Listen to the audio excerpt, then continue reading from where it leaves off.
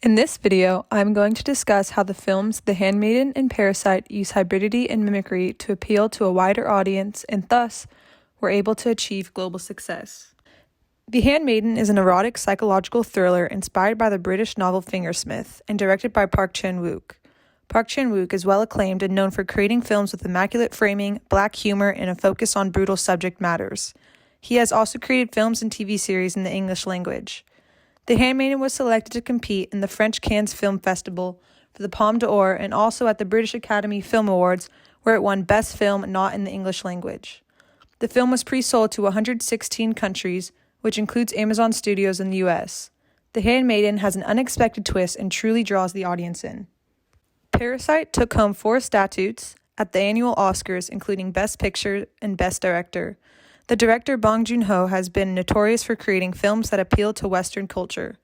Some other films done by Bong Joon-ho are Snowpiercer, starring U.S. actor Chris Evans, also known as Captain America, and English actress Tilda Swinton. Also, Oakjaw, starring U.S. actor Jake Gyllenhaal and English-American actress Lily Collins. Parasite is a thriller comedy, although the humor is quite dark. The movie tells a story of a poor family who manipulates their way into an upper-class home working as a tutor, a babysitter, a maid, and a driver. They keep their relations hidden and act as strangers when they cross paths at the glamorous home. This film is exciting, contains beautiful scenery, and has you on the edge of your seat in multiple moments. To understand hybridity and mimicry, one must understand globalization. Globalization is the process of increasing interdependence of the global economy with an increasing interchange of worldviews, products, ideas, and other aspects of culture. This interchange occurs easily with modern-day technology, transportation, transcommunication, and media that we have now. Hybridity is separate things coming together to create something new. When talking about hybridity in films, it is the mixture of different cultures and aspects of life from one place or country depicted in another place or country. Hybridity aims to preserve local culture as it mixes in small outside elements from other countries, while mainly highlighting livelihood aspects and culture of the country it comes from. An example of hybridity can be the use of English in a non-English speaking film. Mimicry, on the other hand, is copying or imitating something else. When talking about mimicry in film, it is when one country copies aspects of film such as a storyline, a way of acting, a way of dressing, or other cinematic features from another country. An example of mimicry is when a film is remade based off another country's original film, by mimicking the way they dress, the relationships they have, the scenarios they are put in, and how the characters act. Both mimicry and hybridity help films become more appealing to a wider audience, as more people can relate to them when they see their culture or livelihood is being portrayed. Both The Handmaiden and Parasite for the most part use hybridity, which preserves local cultural aspects of Korea while also appealing to a global audience. Let's look at how The Handmaiden uses hybrid elements to appeal to a broader audience. The biggest and most obvious aspect is the incorporation of both Japanese and Korean language throughout the film. This is due to the time period the movie is based, which is during Japanese colonial rule over Korea. One can see the setting through the recurring images of Japanese soldiers in the streets and on the ship back to Japan. The main characters consistently switch between both languages. The film further appeals to Japanese audience as Lady Hideko is a Japanese heiress and as Count Fujiwara expresses his intentions to turn fully Japanese and often praises Japan. Japan is one of Korea's main consumers when it comes to pop culture and film. By making a film that is oriented around a Japanese-Korean storyline, the film was sure to reach high viewership. Another aspect of hybridity is that The Handmaiden is filmed on a beautifully designed English and Japanese style home. By tying in English architecture to Japanese architecture, the Korean film appeals to a Western audience.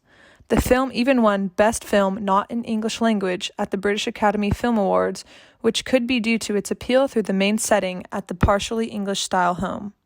Let's take a look at the fortress and how it is described in the movie.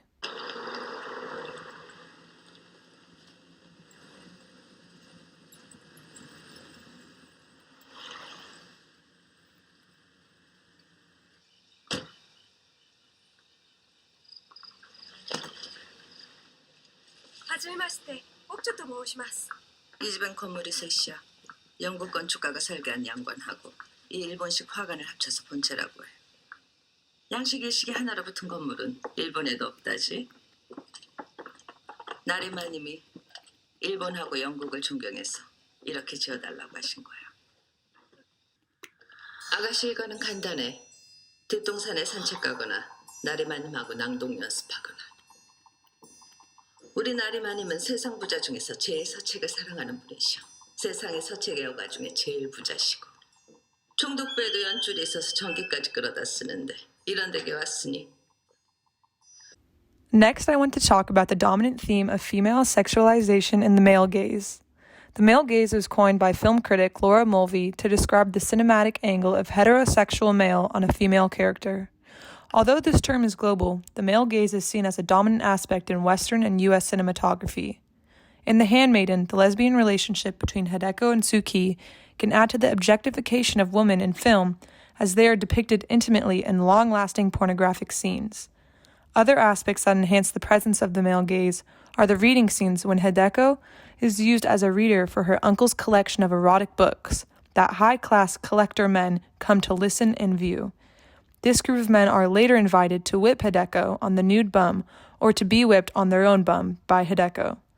This eroticism and sexualization of Hideko's character feeds the male gaze that is dominant in Western cinematography. When looking at the history of films, 95% have been directed by men. This allows them to set the standard of the subject and the object and how each is to be depicted, thus creating the hegemonic depictions of men and women we see today.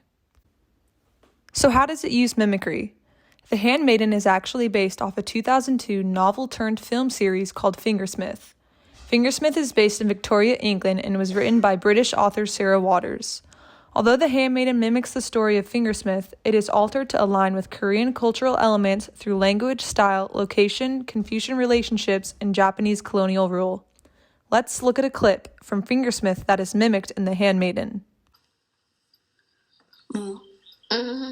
Shh, keep still.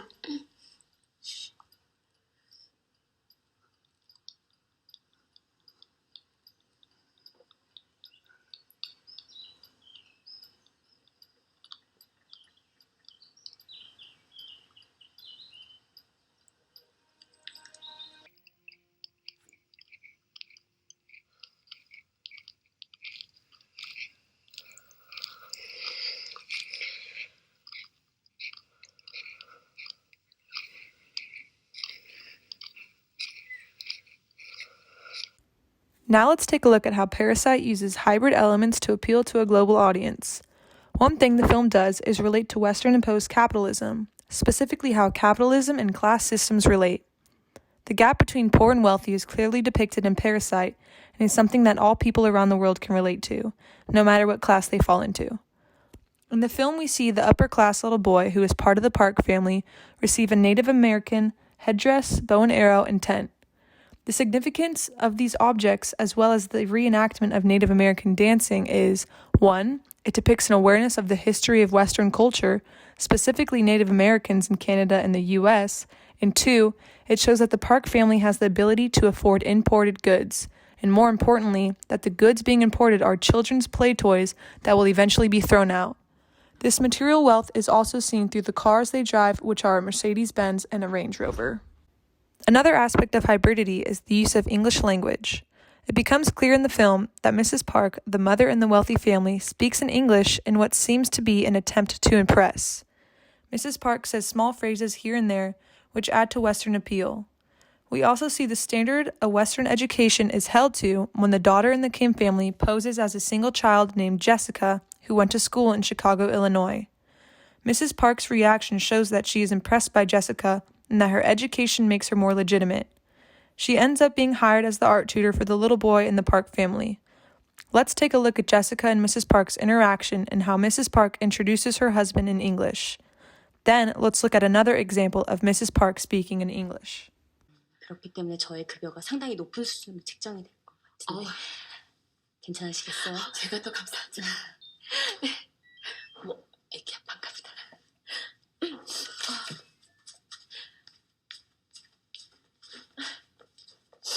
저기 여보, 다솜이 미술사 새로 오셔가지고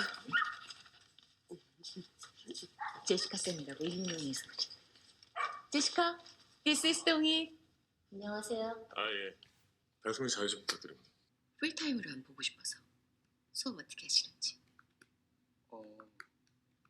Is it okay with you?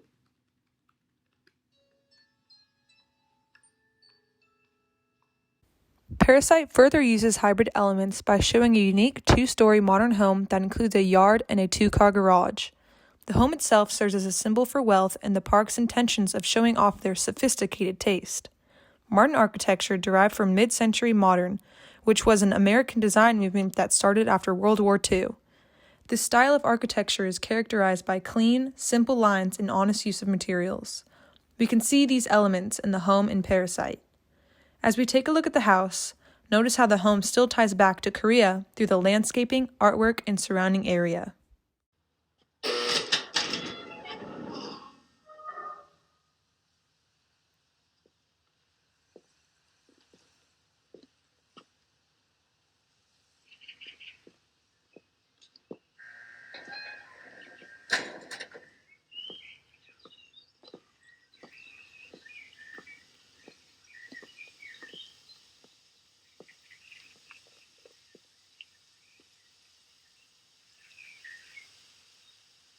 안녕하세요. 안녕하세요, 사모님. 아니, 저 여기서 일하는 사람이에요. 이쪽으로 오세요. 정원이 너무 좋아요. 내부도 좋아요. 네. 건축가 남궁현재 선생님 아시나? 유명한 분인데 그분이 사시던 집이잖아요, 여기가. 그분이 다 직접 지으셨고. 지금이야 뭐 보다시피 애들 사는 집이지. 이쪽으로 오세요. 여기 앉아서 좀 기다리세요. 사모님 모시고 올게요. 네.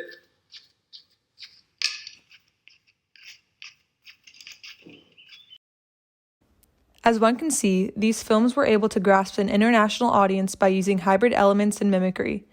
In an interview, Bong Joon-ho expressed how the broader a story is, the more appeal it can have to an international audience.